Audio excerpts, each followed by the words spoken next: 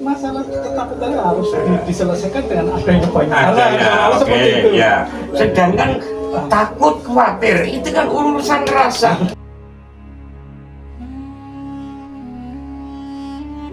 Assalamualaikum warahmatullahi wabarakatuh. Waalaikumsalam warahmatullahi wabarakatuh. Alhamdulillahirabbil alamin wa bihi nasta'inu ala umuri dunya wa din wa ala alihi wa sahbihi ajma'in. Amma ba'du. Bismillah tawakkaltu 'ala Allah wa la hawla wa la quwwata illa billah.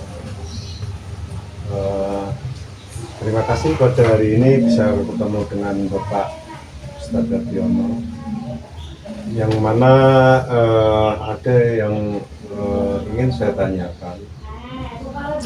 Tapi sebelum saya menanyakan tentang sesuatu ayat tersebut,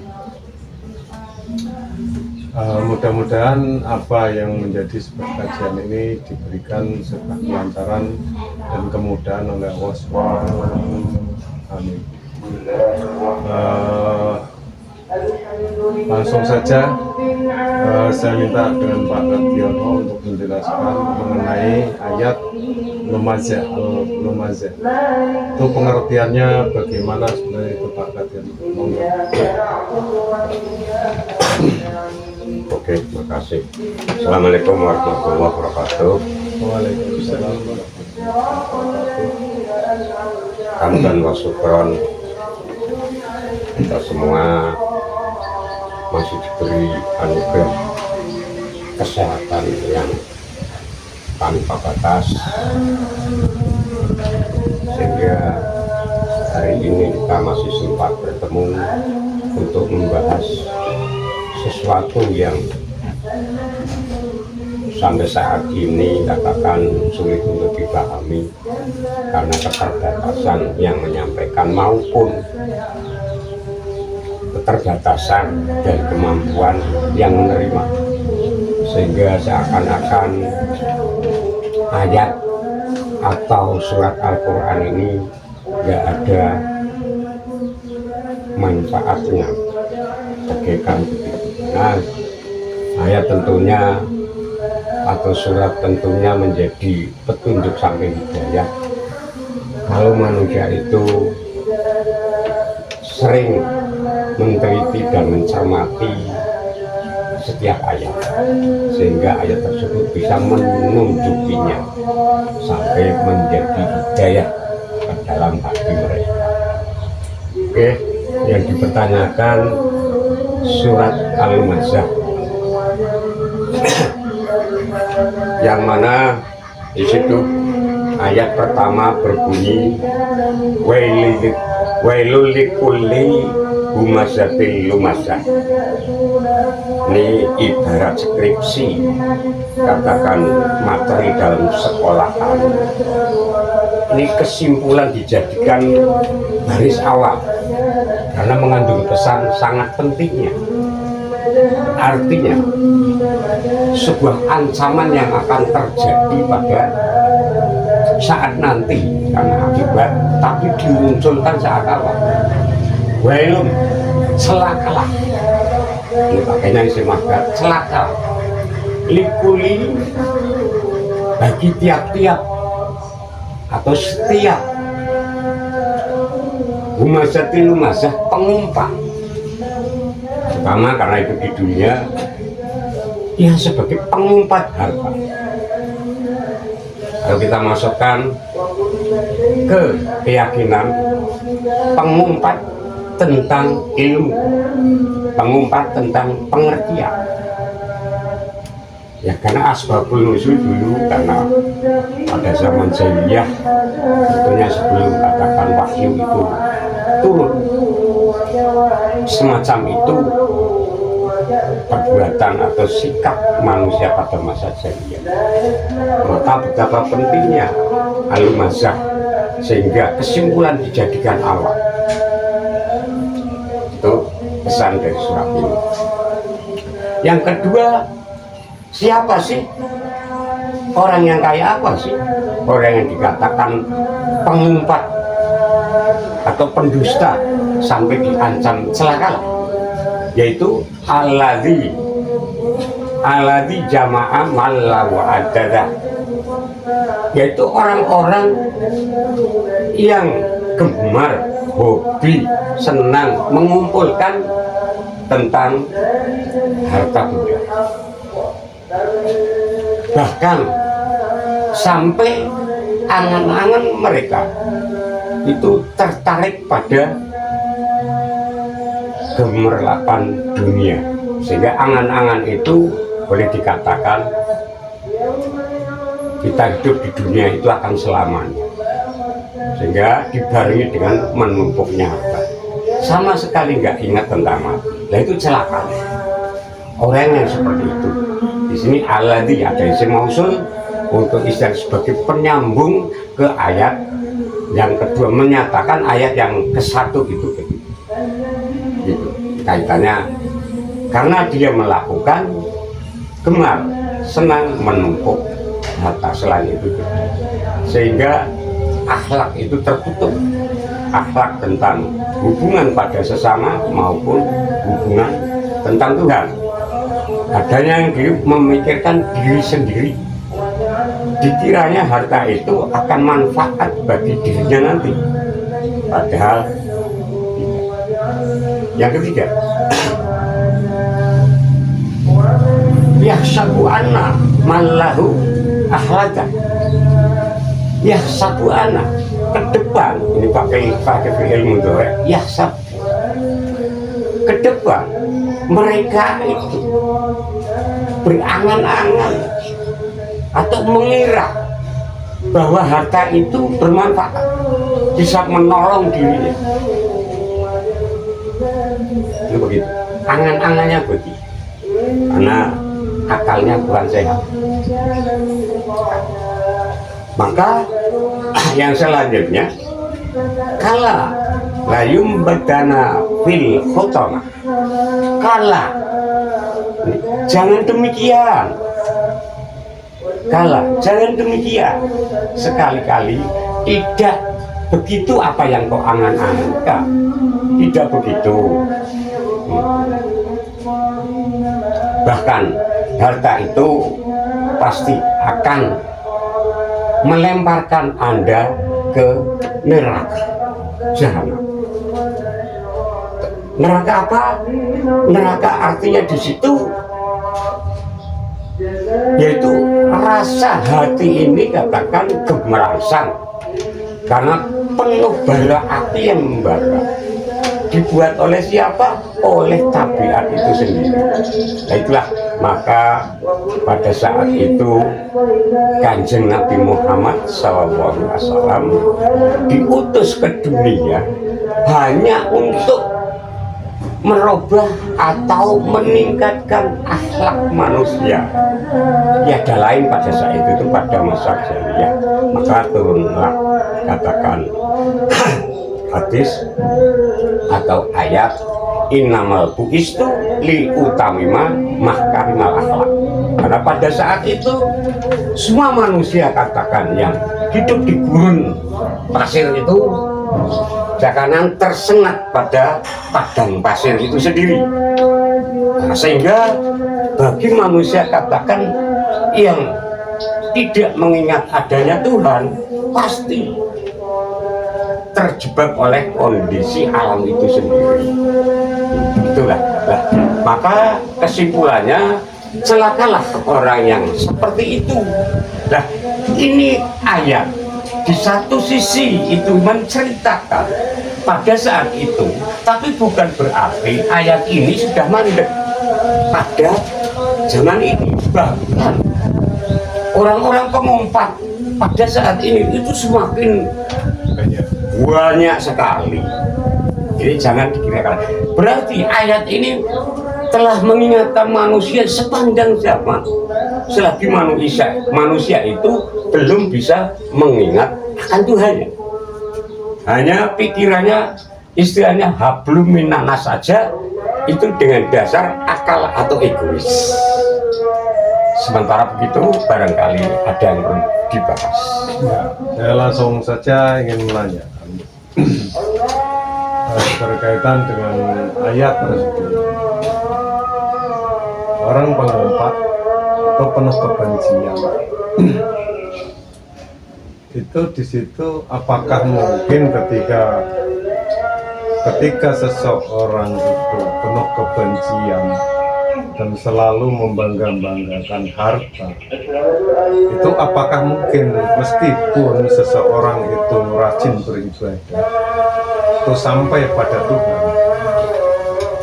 Oke, makasih. Secara simpel saja, kalau mereka yang berbuat demikian, maka ancaman itu tidak berubah, yaitu celakalah orang yang seperti itu. Meskipun walaupun dia beribadah, itu ibadahnya hanya untuk menyulut kesombongan. Maka yang namanya ibadah itu harus didasari dengan niat kesadaran yang tinggi. Nah, sehingga ibadahnya itu hanya istilah sekarang itu pura-pura. Hakikatnya kesombongan yang ada. Sehingga hanya amaliyahnya itu untuk menyombongkan diri atau meninggikan diri, atau istilahnya bahwa amal itu untuk membenci seseorang. Nah ini karena tidak didasari dengan intinya dengan ketauhidan, sehingga sama sekali dia tidak mengenal esensi Tuhan. Lupalah mereka sampai kapan? Sampai yaumil qiyamah. Kalau mereka itu nggak sadar, nah ancaman sudah ditaruh di, padahal istilah mereka belum berbuat. Ini mengandung pesan. Setiap zaman manusia akan begitu. Kalau sampai katakan harta itu dijadikan Tuhan, itu sama artinya menuhankan harta ataupun menuhankan diri sendiri. Nah ini yang paling bahaya. Nah ini sehingga harta itu bisa disebut istilahnya mengkafiri atau menutup dirinya untuk mengingat Tuhan. Nah, bicara kafir itu bukan istilah kafir itu tentang kita enggak istilahnya melakukan sebuah ibadah atau sebuah ritual agama, bukan begitu. Nah, kafir secara ketauhidan adalah apa sajanya yang diciptakan di dunia menjadi alat menutup diri untuk mengingat Tuhan. Gitu kira-kira. Kalau itu, iya. Itu kan berarti kalau misalnya munculnya sifat serakah, serakah itu tadi pengumpat tadi kan, apakah kemungkinan didorong dari rasa takut dan khawatir? Dalam artian apa? Ketika kita mencoba mengurai gitu, ini ada situasi seperti kejadian masyarakat misalnya, tadi ya, menuntut apa, terus ada yang terus berbalah atau sampai kejadiannya harta itu bisa menutup. Yang kalau saya ingin narik ke belakang, munculnya sifat atau sikap manusia tadi yang mengumpulkan harta tadi, kan apakah itu dimungkinkan karena ketakutan, kekhawatiran, gitu ya? Oke. Muncul awal kekhawatiran. Sebelum khawatir, pertama itu timbul rasa cinta atau hub, yaitu hubud dunia. Cinta itu awal-awal manusia lahir wajar kan, pasti dunia yang dicintakan, dunia yang dicintai, tidak sampai katakan mencintai tentang Tuhan, hanya dunia seisinya atau sampai dirinya itu sendiri, itu yang diciptakan. Nah, sehingga nggak sadar itu menjadi istilah barzah, dinding atau penutup untuk munculnya suatu keimanan. Nah, sehingga dalam hati mereka itu penuh katakan rasa khawatir dan takut. Unsurnya dari khawatir apa? Ya karena gemarnya tadi cinta dunia, sehingga rasa khawatir kalau dunia itu katakan harta bendanya itu hilang tanpa ada guna. Itu. Jadi kalau harta itu sudah dimiliki, ya jangan sampai harta itu sampai ke orang lain. Nah, dikiranya begitu. Karena apa? Dia mengira-ngira angan-angan itu, istilahnya hidup itu akan selamanya, ya. Nah, sehingga rasa katakan la khaufun wala tahzanun itu nggak muncul.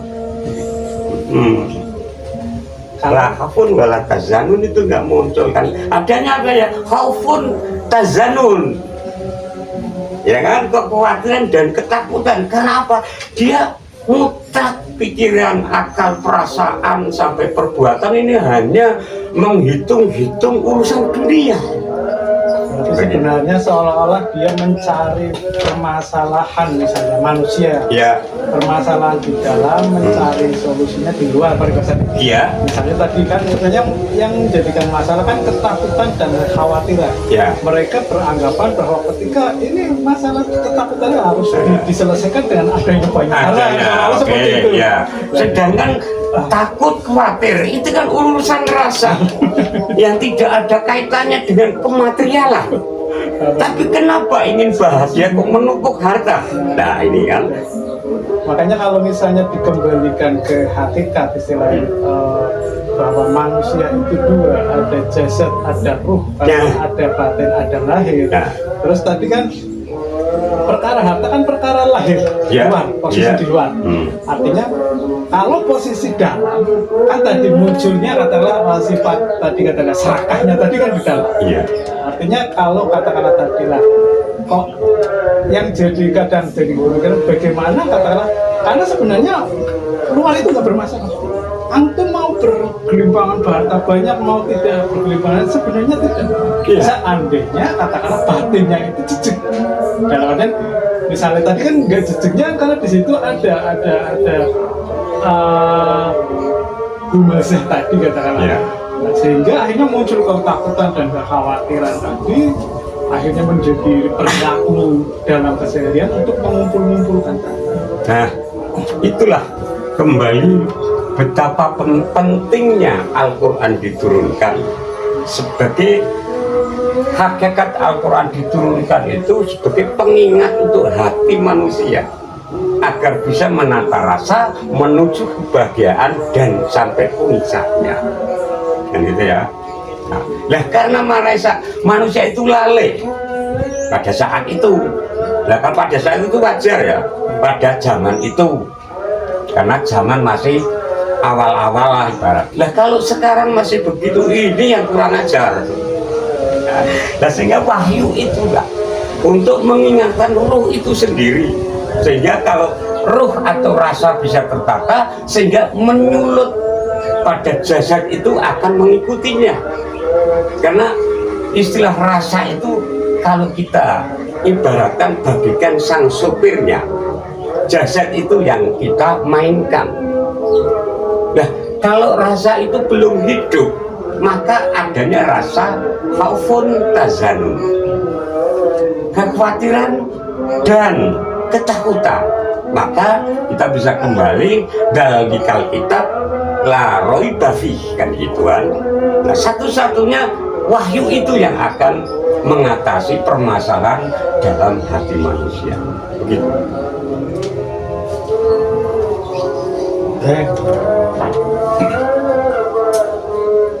Saya kira memang betul apa juga yang tadi mungkin pertanyaan dari Pak Budi, penyakit yang terutama yang menjadi pada manusia itu sendiri yaitu sebenarnya adalah penyakit hati. Dari penyakit hati tersebut muncul sebuah rasa pengumpatan, kebencian, menumpuk-numpuk harta. Itu artinya sebenarnya ketika berbicara hal itu kan berarti berbicara hal dorongan nafsu. Dorongan nafsu. Nah, itu apakah kiat, ini bahasanya kiat-kiat ya, untuk membersihkan sebuah hati yang sudah terjebak seperti halnya yang disampaikan pada ayat tersebut, itu bagaimana? Oke.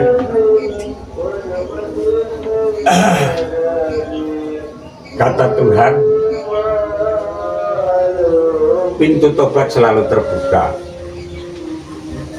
Sebesar apa dosa manusia, setinggi gunung apakah dosa manusia, itu akan terampuni apabila manusia itu satu bertobat dan menuju kesadaran melalui ketauhidan. Karena apa? Yang membuka tutup-tutup tadi masalah harta, angan-angan maupun rasa khawatir itu adalah kekafiran yang jamaah. Artinya jamaah yang berlipat-lipat tutupnya. Sehingga bagaimana katakan itu kita akan sadar diri kalau kita nggak mengenal Tuhan itu sendiri. Karena manusia nggak bakalan sanggup membuka tutup dirinya, itu nggak bakalan sanggup kalau tidak menerima hidayah dari Sang Penciptanya. Nah, maka pintu tobat itulah atau kesadaran diri itulah yang harus kita cari.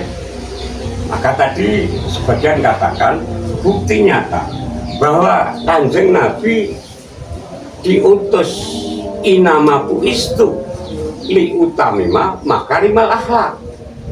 Inama buistu, sesungguhnya aku diutus untuk apa? Untuk membangkitkan, buistu membangkitkan akhlak yang sempurna. Karena hakikatnya manusia itu adalah punya katakan akhlak yang tertinggi.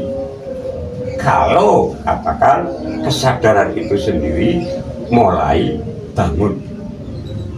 Nah, tapi bagaimana akhlak itu bisa bangun kalau kita tidak diawali dengan kesadaran diri? Maka kita kembali lagi, kita harus cepatlah kembali pada Tuhanmu. Wa anibu ila rabbikum. Ini bukan untuk agama Islam saja, tapi untuk semua manusia yang mengakui adanya Tuhan. Cepatlah kembali pada Tuhanmu masing-masing. Tuhan yang kau sebut apa namanya dan bagaimana istilahnya, zatnya, terserah. Tapi kembalilah ke pengertian Tuhan. Nah ini ya. Terus dengan apa? Dengan jalan apa? Wa aslimu lahu, dengan berserah dirilah. Karena selama ini sejak lahir sampai akil balik kita nggak pernah menyerahkan diri pada Tuhan. Amal kita sebab kita hitung itu amalan kita, kan gitu kan? Ini yang akan membuat katakan kapling kita di surga itu. Ini yang sering kurang dipahami oleh manusia sendiri, sehingga hanya membangun kesombongan semakin tinggi. Barangkali ada yang mau dipertanyakan yang sekiranya mumpung waktu masih ada, karena waktu yang terbaik adalah sekarang ini, waktu yang dianggap bahagia ya saat ini, bukan nanti esok atau yang sudah lewat. Monggo silakan, barangkali ada. Kalau tidak ada, ya demi waktu sementara kita tutup. Dan apa yang kita sampaikan tentunya sebagai manusia biasa ada banyak kekurangan dan kesalahan, itu merupakan proses kita untuk belajar. Maka jangan segan-segan untuk menanyakan sesuatu sebagai kritik saran terhadap sesama. Itu kira-kira. Akhirul kalam. Wassalamualaikum warahmatullahi wabarakatuh. Waalaikumsalam warahmatullahi wabarakatuh.